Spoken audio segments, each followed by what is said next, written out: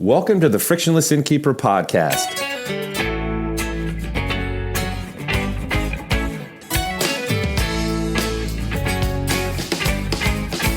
Coming right up, fresh tips and insights from lodging professionals aimed at helping you improve your business. Our podcast is brought to you by the Frictionless Guest App, which helps improve your guest stay without adding more to your day.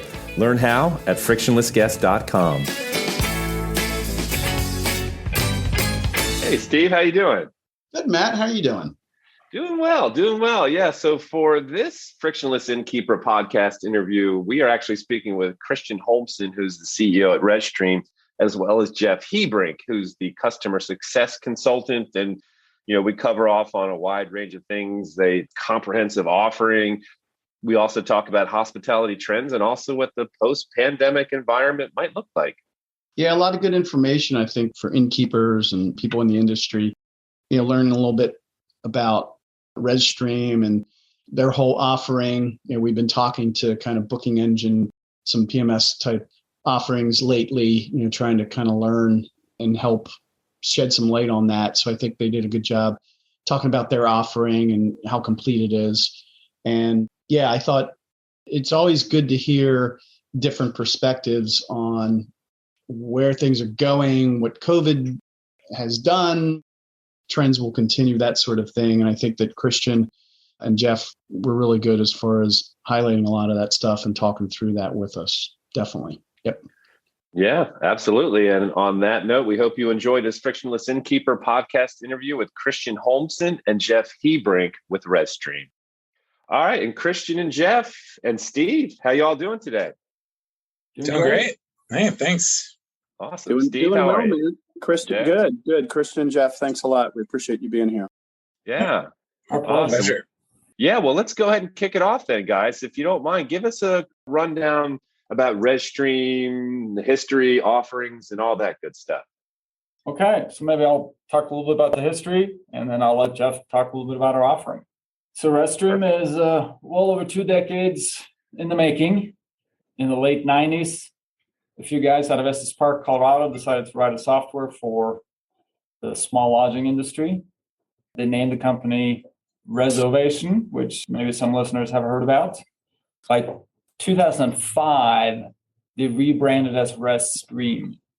They had been then together with betterbreakfast.com group for a few years, decided to go at it on their own and added some marketing and digital services website offerings to the fold, and off we went.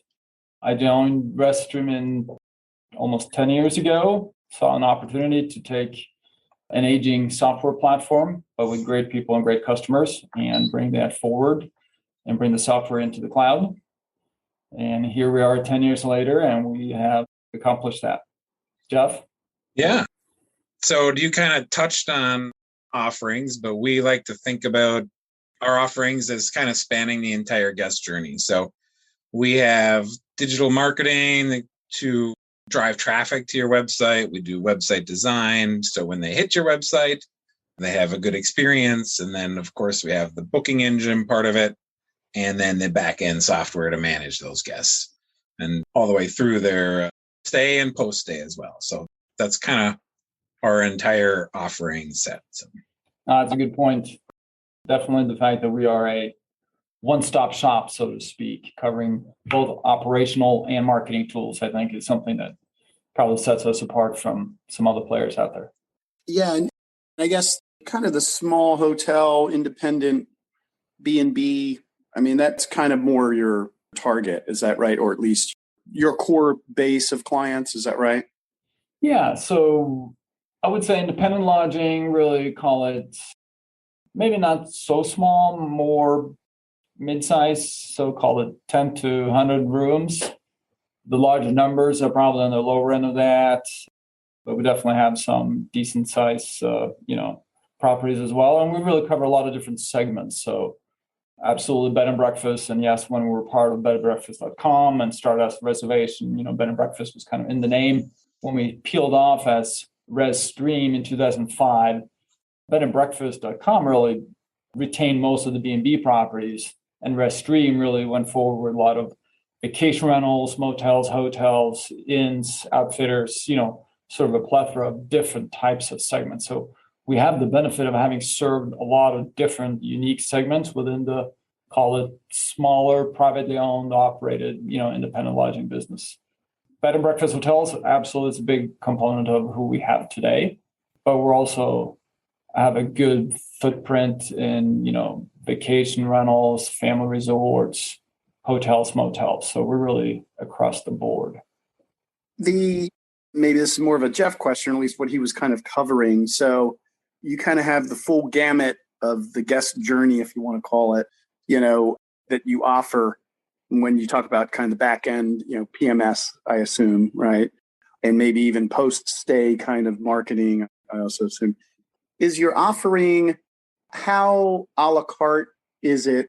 And also, how much is it service-oriented, meaning you've got people that work directly with clients to help, establish a website or just configure tools? Like, do you offer a website builder kind of approach, or is it more like, okay, we'll build your website however you want us to build it, WordPress or whatever, and tie in other stuff? How much is kind of your platform, and how much do you do hands-on as opposed to your clients say, I'll do that, or they have to do the work to set it up? Right. So there's kind of a couple of components to that question. So we offer all of those things. We feel like they're better together. However, we don't force everybody to go with all of those services. So you can, in fact, the vast majority of people kind of start with our software, and then lo and behold, we get a website going, and then pretty soon they need some help driving traffic. So they get our marketing.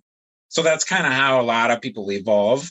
There's certainly the people that just kind of want it all, want to kind of augment their staff, kind of have that extension to where they kind of get it all up front too. So, but yeah, you can build it a la carte. We have some software clients that don't do the website's marketing. We have marketing clients that don't do the software. So we do have those components. But as far as hands-on, we sort of do pretty much everything with the customer. So it's not necessarily for the customer per se. We like to kind of consider ourselves partners. So we don't just hand off like, hey, here's your website builder, go build your website. We actually will have a team on staff here that mocks up the homepage, gets it to you for feedback, kind of really hones in on the design there. And from that point, we do train you on how to use the website so you can do things on your own, but we're always here to help too. So, and of course, our digital marketing services is mostly with our staff. And that is where, we learn about the business and what's going to help the business work with the customer partner. And then we implement a lot of that stuff on the back end, SEO and manage pay-per-click and those types of services. Okay. So the website, that is part of kind of your SaaS platform. Is that right? Yeah. So it's it starts as a templated solution. So what's great is it's kind of, we have the back end, right? So we will build that website, and it's like a software as a solution, right? SaaS. But so we will constantly make updates to that. So if we find that websites with a certain feature perform better on Google, we will make that change on the back end, and everybody who has one of our websites just kind of gets to take advantage of that. So kind of that ongoing, it's like you're really never going to need to go out and purchase a new website per se, like the 18 to 20 months that Google says you should get a new website. So right. Yeah, it's just a matter of maybe keeping your content fresh, that sort of thing, right? Yep, exactly. And so if I'm just kind of thinking like the innkeeper or the hotelier, do I have kind of a flat fee I assume there's some sort of flat fee for the software as a service type stuff, or the, whatever platform stuff. And then, but if I want you to do SEO, for example, then I'm charged a certain amount per month or per hour, or how do you work that? Yeah, Christian, I don't know if you want me to handle that too. I don't want to hog the mic here, but I don't know if you want to chime in. I can certainly answer that too. But. Yeah, let me give you my take on that. So we do offer products a la carte, and we offer very simple pricing. In fact, I think it's more important that pricing, obviously price needs to be fair, but it's equally important that it is simple and transparent and that customers know what they're paying for. So from the product side, yes, we have the reservation software. Listeners will think of that, I think, as a PMS component to manage the business, the booking engine that allows them to sell the rooms online, and then the channel connections that allows them to move, availability and rates out to other third-party websites, online travel agencies. Those are the three components. So we charge a flat fee, $1 per room for each one of those components. Obviously, you can't really use the channel manager unless you have a booking engine, and everybody needs to PMS. So we have three levels: a basic for just the property management software, just the PMS, an add-on for the booking engine, and an add-on for the channel managers. On the website, it's a flat $1 per month. And for marketing services, it is really a custom solution. Every property needs help with different things. Some may need more content-driven help. Some may need more email marketing. Some may need us to help them with some social media management. So it's really, depending on what the property needs, and we just charge by the hour based on kind of call it a retainer program. I do think, unlike the OTAs who charges a percentage commission on the actual bookings, knowing what you're going to pay every month based on the size of the property makes a lot of sense. And that's how we charge. Mm-hmm. And of course, everybody wants direct bookings and not OTAs, preferably. Right. So if you're paying your software vendor a commission on OTA bookings, well, technically they're incentivized to drive more OTA bookings. I think most properties really want direct bookings. And that's, what we try to drive. That's a good point. How, for direct bookings, I guess maybe this is more on the service side that I guess things like SEO, all of these, social media, all of that really kind of ties in. So I guess if I'm an innkeeper, I'm thinking, well, it's worth my investment maybe to have you all help with those things so that it drives more direct bookings, which means my margins are better, right? Absolutely. Visibility online, driving traffic to your sites, driving conversions so that people stay on the right pages, that they move to the right places, that they manage and navigate through the booking engine process. All of those things are marketing related. Mm-hmm.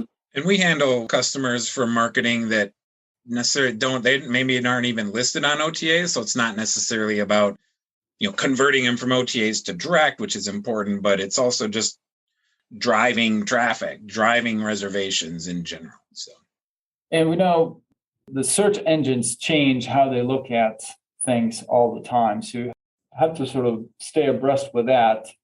But it's in our business, we feel it's very, we work closely with the clients, like Jeff said. We plan out kind of an annual strategy based on where we think the greatest opportunity for winning is. We work with the clients on that. We report on the monthly, we review quarterly, and then kind of reset. So it's, it's kind of like the fighter pilot, right? I mean, you make a plan, you go out and fly, you come back, you debrief, and then you create a new plan. And that's kind of how we like to do it. And we try to do it in close conjunction with the customer. Mm-hmm. Yep, makes sense. And when we talked a little while back, I had scribbled down a customer success platform or something like that to monitor the success of the property or something. Is that some kind of regular program that you do to do a check-in? Is that, or for some reason I thought that there was some sort of I wouldn't call it subscription, but a certain amount, like if I want you all to kind of keep an eye on things, I pay X number of dollars a month that you cater it to that. I can't remember. Maybe I'm wrong in thinking that. So yeah. So back to the earlier, we do sell all our services a la carte. We don't want to force a customer to take something they don't need. But like Jeff said, we also think our services play well together, and most properties have a website. Most properties need a reservation software. Most properties would like to get some direct bookings and have some visibility. So when we put it all together in what we call our suite, we wrap that with a proactive customer success program.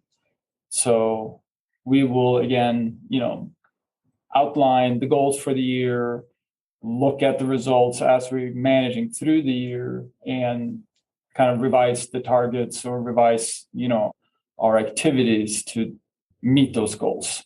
Specifically to the customer success component, and that's become an industry all by itself. We have a unique software platform that supports all our customers. We have our software tied to that platform, meaning the software will communicate up to this platform every activity that the customer engages with at the software level. And based on some of that activity or lack of activity, we can then reach out to a customer and say, hey, you're not really taking advantage of this. Or during the first year of, product adoption, we see that, certain people aren't doing certain things, or we see that there's 3 different ways to make a reservation, but you're really only using one of the 3. Are you aware of these other 2? So we'll be able to have those conversations with our customers. Okay. Yeah, that's cool. Good deal. Do you want to talk a little bit about either new things that you all might be doing, or if not, maybe talk about some trends in general, that innkeepers might need to be thinking about and where things are going, whether they apply directly to what you all provide or maybe not, maybe just overall what folks need to be thinking about here? Yeah, we'd love to talk about that. I'll give it kind of maybe the high level, and then Jeff can talk some specifics. At a high level, again, we think some of the unique things about us and that we think benefits the customers, this ease of use. Obviously, a high level of service, personalized service, delivering value to the customer, and doing that by offering this suite of solutions, a one-stop shop. That suite really covers operational issues, which typically maybe you think of as being part of the property management software, checking people in and out and, marking rooms clean or dirty or taking a payment, all those kinds of things. The reservation software, again, has the booking engine. I think of the booking engine maybe more as a marketing tool than it is a operational tool. And I think the connections to the channel managers is the same way.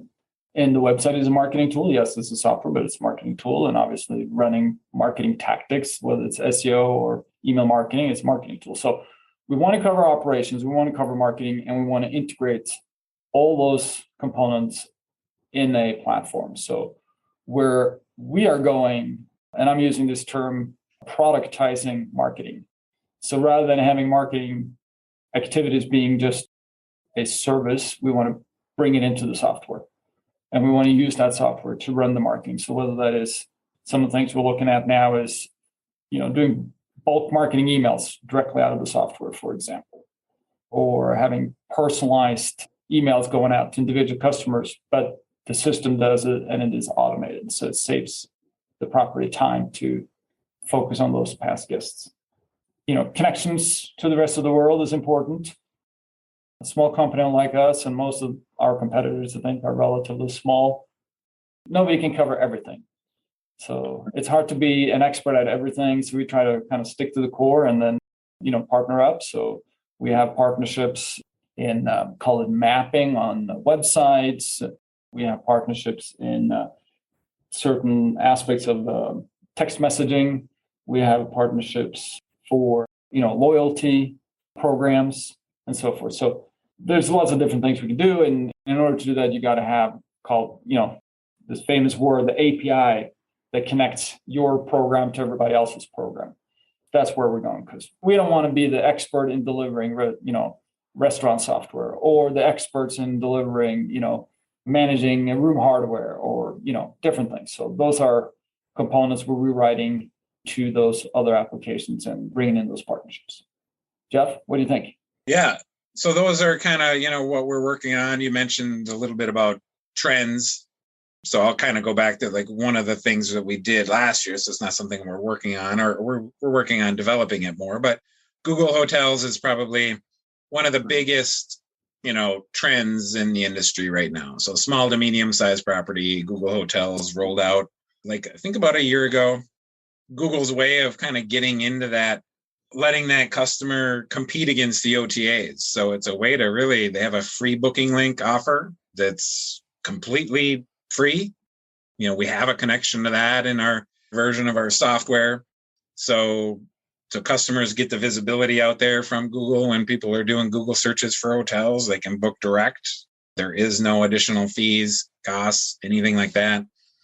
Google Hotel Ads is kind of an additional way that Google, of course, wants to, try to monetize some of that, right? So you can post some ads, and the OTAs are already doing, Google Hotel Ads. So the customer can do some ads to kind of get on top of those OTAs and compete against those, and much less costly than paying 15 to 20% commissions from the OTAs. It's more driving the direct booking. And yeah, you might have had to pay a buck or two for the click, but we're seeing conversion rates through the roof on those things. So really at a buck or two a pop, the conversion rates are phenomenal. So that's kind of probably one of the biggest trends in the industry at this point. So, wow, I didn't realize.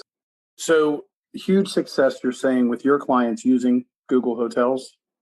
Yes. Yeah. Wow. It's made a huge difference. And again, that's another thing that's going to improve their margins, because it's a big difference to pay a couple bucks for some clicks versus 15% of bookings or more. Yeah. And even on the free booking links where they're not paying anything, we're seeing great success. So they're literally not paying anything. It just has the connection, and they're driving reservations from that. So it's pretty awesome, and it'll only improve, right? Like, Google is a big company. They got a lot of resources. So as they progress, we'll progress with them and make sure we got it covered.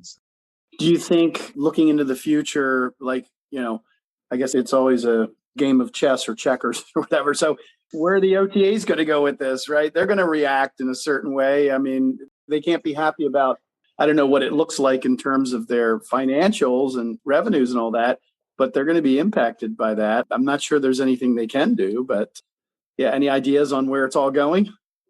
Yeah, good guess there. Yeah, the future is uncertain. We know they're going to get paid somehow. The question is, who's going to pay them? So will the property pay per click? Will the property take a cut of the bookings?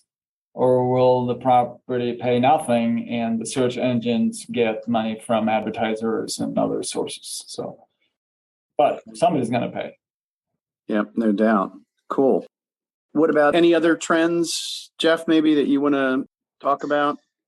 As far as trends go, right, like, this isn't necessarily a feature trend, but it's a reality of lack of staffing, lack of resources that people have, the need to do more with less, right? So that's kind of a trend. And Christian touched on some of the things we're working on, right? And that is all kind of designed to make you more efficient with what you have. So connections to different platforms that will streamline things, so you're not having to do double work, double the effort.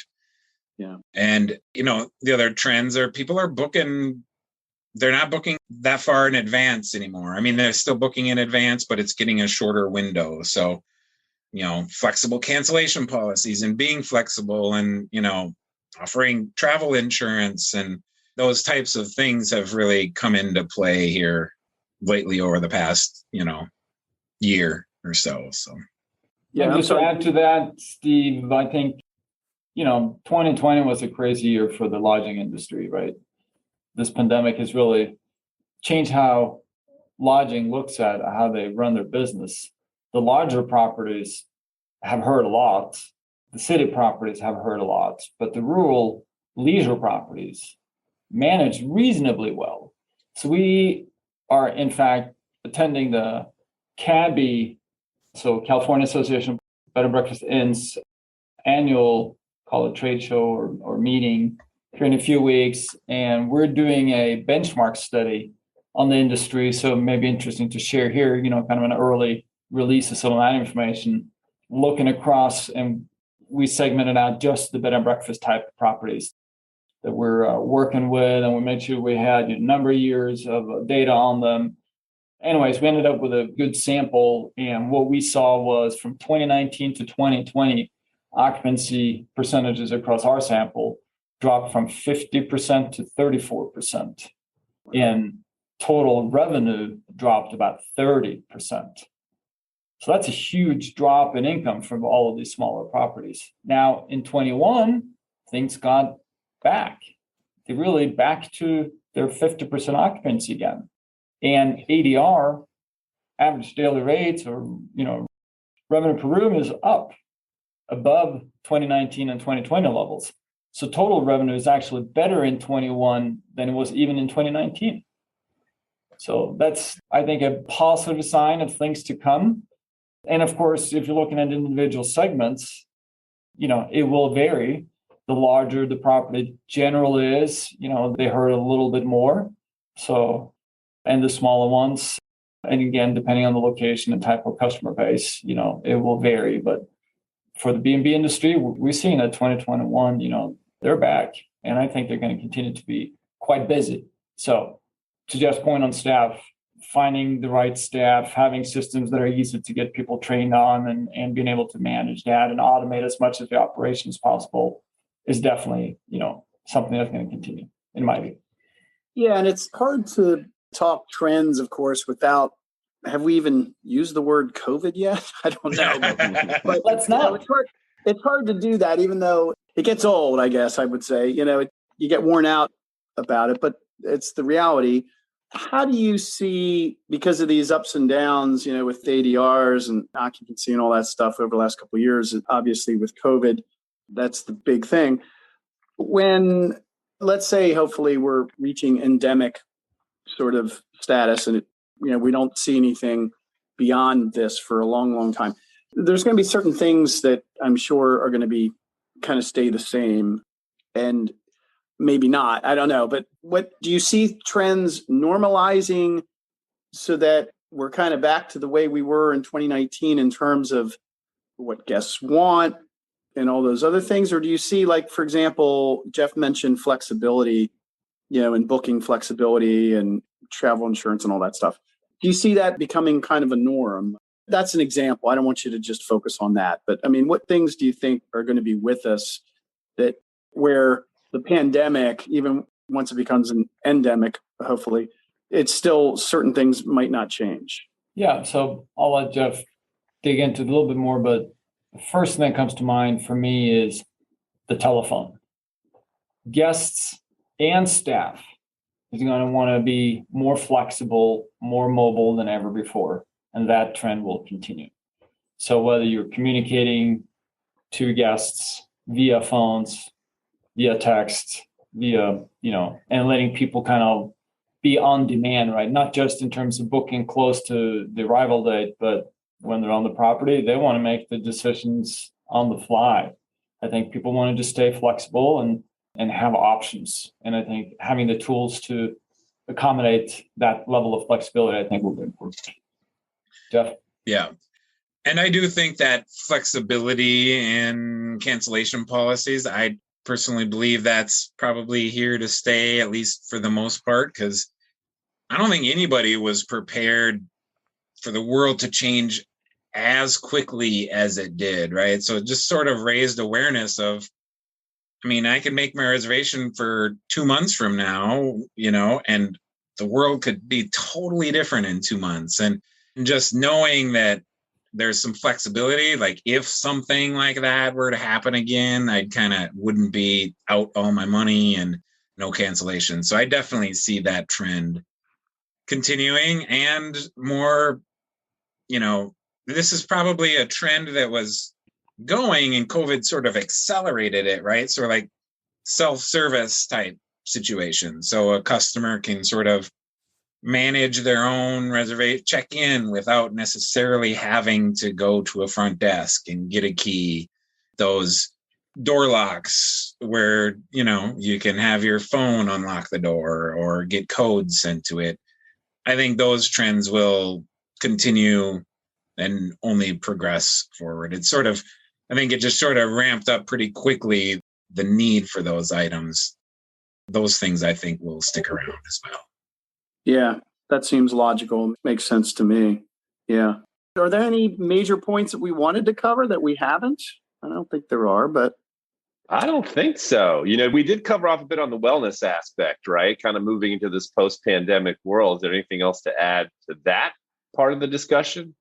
I do think wellness is, so we talked a little bit about segments and types of segments that are doing well, not doing well. I do think the wellness segment, anybody that's providing any kind of wellness aspect in their services, that is a trend that continues to grow. So if a property isn't already taking advantage of packages or upsells or, focusing on things that revolves around wellness, I think that's definitely an opportunity where smaller businesses can pick up some extra revenue if they have the resources to do that. Maybe partner with some local people, offer some things.